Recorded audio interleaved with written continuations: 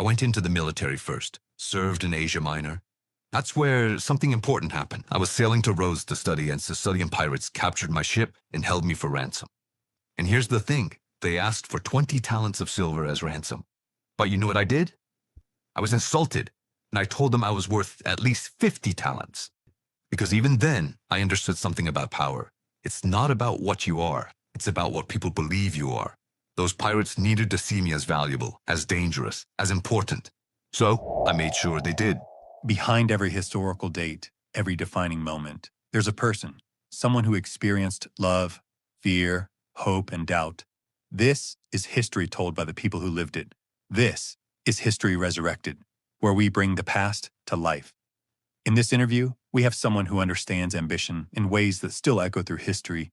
We're talking to the man who conquered Gaul, crossed the Rubicon, changed the calendar, and fundamentally reshaped what power looks like in the Western world. Gaius Julius Caesar. Welcome to the show. Thank you for having me. That's quite the introduction. Though, I have to say, you make it sound like I woke up one day and decided to conquer the world. The reality was, well, let's just say, a bit more complicated. Well, that's exactly what I was hoping we would get into. Because we all know the legend, the triumphs, the wars, those famous last words. But I want to know about the guy before all that, the person who decided to become Caesar. So let's go way back. Where does your story start? It starts at the age of 16, hiding in the marshes outside of Rome with price on my head. Wait, you were 16? Yeah, 16. Sulla had just made himself dictator, and he was purging anyone he considered an enemy. My family, the Julii, we were ancient patrician blood. But we'd fallen on hard times. Worse, we'd sided with Marius in the Civil War. My aunt, she was married to Marius. So, when Sulla won, I was on the wrong list. Whoa, most kids are just figuring out who they are at this age, but you're hiding for your life because your family sided with the wrong person? What's going through your mind? It's terrifying, but also in a way, clarifying. You know how people say you don't know what you're capable of until you're tested? This was my test. I had to hide, bribe people, and move constantly. My mother was terrified, of course. And there was this moment where I had to decide, do I submit like Sulla for mercy and give up everything my family stood for? Or do I hold out? What need you hold out? Pride, mostly, and stubbornness, but also the realization that if I bent to Sulla, I'd spend the rest of my life bending, and I'd do whatever was safe, whatever was allowed. And something in me couldn't do it. And how on earth did you get out of a situation like that? Eventually, enough powerful friends spoke up for me that Sulla issued a pardon, but I'll never forget his words when he did so. He said, "You win, but watch him. In that boy, I see many Mariuses." Damn. And when you hear that, does it feel like a warning or a prophecy? Both, and it hung over me, because part of me wanted to prove him right, and part of me was terrified of what that meant. So what do you do next? There was no normal life to go back to. My family had money once, but by then, we were patrician in name only. We lived in Subura. You know what that is? No, tell me. The poorest, most crime-ridden neighborhood in Rome. Imagine being told that you're descended from Venus herself, and that your ancestors were kings, and you're living surrounded by prostitutes and street gangs. The gap between what you're supposed to be and what you are, it does something to you. Yeah, I know what you mean. You know, people think I came from nothing, and in some ways, I did. But my father, Thomas Lincoln, he owned land at one point. Not much, but he owned it. And he lost it. Legal disputes, bad surveys. We got forced out. So I grew up in this weird space. We weren't quite bottom, but we've been somewhere and fallen. That gap you're talking about between where you're supposed to be and what you are, I think it either holds you down or fuels your ambition. There is no middle ground. Exactly. And I also chose to let it feed my ambition. I decided I would restore my family's name. I would make people remember what the Julii were capable of. How old are you when you make that decision? It wasn't one moment, it was gradual, but probably fully formed by my early 20s. I went into the military first, served in Asia Minor. That's where something important happened. Oh yeah? What's that? I'm captured by pirates. Wait, you have to be kidding me. Pirates?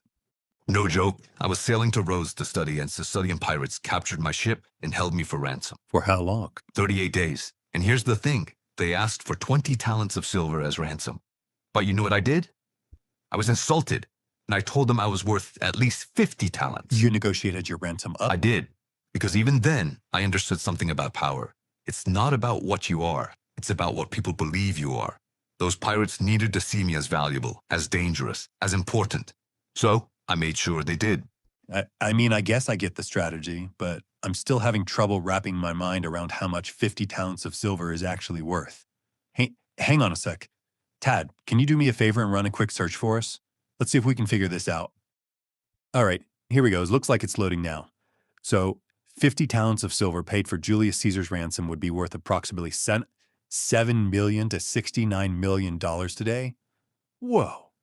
In a Roman talent weighed around 71 pounds, so in total for 50 talents, that would be about 3,500 pounds. And they only were demanding 20 talents, which even then was around $600,000 to $3 million in value. And you thought it was a good idea to up it to 50 talents? That's a bold strategy. Like I said, I had to make them think I was important. So you spent 38 days with the pirates. What was that time spent with them like? Surreal. I'd tell them I was going to crucify them when I was free. They thought I was joking, of course. I'd exercise, write poetry, and make them listen to my speeches. If they weren't impressed enough, I'd call them illiterate barbarians. You're a hostage and you're insulting your captors. They needed to see me as someone who couldn't be diminished, as someone who, even in chains, was above them. But you know what? It worked. And, eventually, I'm freed. So what do you do next? I raised the fleet, hunted them down, and crucified every one of them. Man, that's, did you have to do that? Did I have to? No. But I told them I would. And in Rome, your word is everything. If I'd let them go, everyone would know that I'd made a threat I couldn't keep. I'd be weak. See, this is interesting to me because you're describing it as a necessity, but there's a choice here, isn't there? You could have stayed in Rome. You could have shown mercy. I did show mercy. I had them killed before crucifying them. Crucifixion is a slow death. This was much less painful for them. That's your version of mercy. In that world? Yes. Look, I'm not asking you to approve, but you asked who I was before I became the legend. This is who I was. Someone who understood that in Rome, reputation is everything. Fear is a tool. Mercy is a tool. So, you use what works. So the pirates are crucified, and you're back in Rome, where you've apparently made a name for yourself. What's your next move? Politics, the cursus honorum, the sequence of offices you climb in Rome. Quaestor, aedile, praetor, consul. It's like a ladder, and everyone's trying to climb it. But here's the problem. Climbing requires money, massive amounts of money. Money that you don't have. Exactly. So I borrowed, heavily, dangerously. I threw games as aedile, gladiatorial contests, public festivals. That put me so deep in debt, I couldn't see daylight. But it worked. People loved me. They saw me as generous and as someone who cared about them. Got it. You're climbing the ladder, drowning in debt, building popularity. What's the goal at this point? What are you actually after? The consulship. That's the pinnacle. 2 consuls are elected each year to lead Rome. Get there, and you've made it. You're in the history books. Your family name is restored. But What is it? I was impatient, and I was still relatively young for consulship. So I took a position in Spain as propraetor. Basically a governor. And that's where everything changed. How? You may have heard this story. It's been a bit exaggerated over the years, but it captures something real.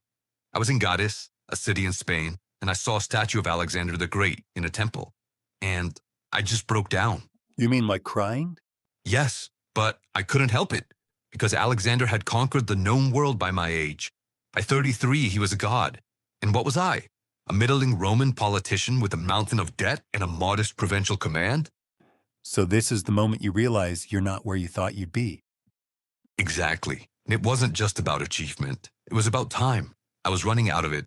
Every day I spent managing disputes in Spain was a day, that I wasn't doing something that mattered, something that would last. So what do you do with that feeling?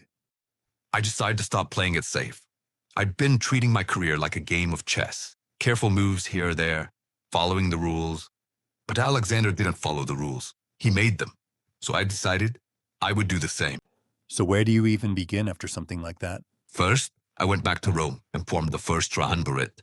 Can you explain what a triumvirate is? It's 3 men sharing power. Rome was still officially a republic with the Senate, the assemblies, the people voting. We just made a private deal. Pompey was the most famous general alive, conqueror of the East. Crassus, he was the richest man in Rome. And me, I was the ambitious one, the one with the political skills and the willingness to bend the rules. So you formed an alliance? An unofficial one, but yes, we agreed to support each other's interest. Pompey got political recognition for his conquest. Crassus got laws that helped his financial interest. And I got the consulship, and more importantly, what came after that.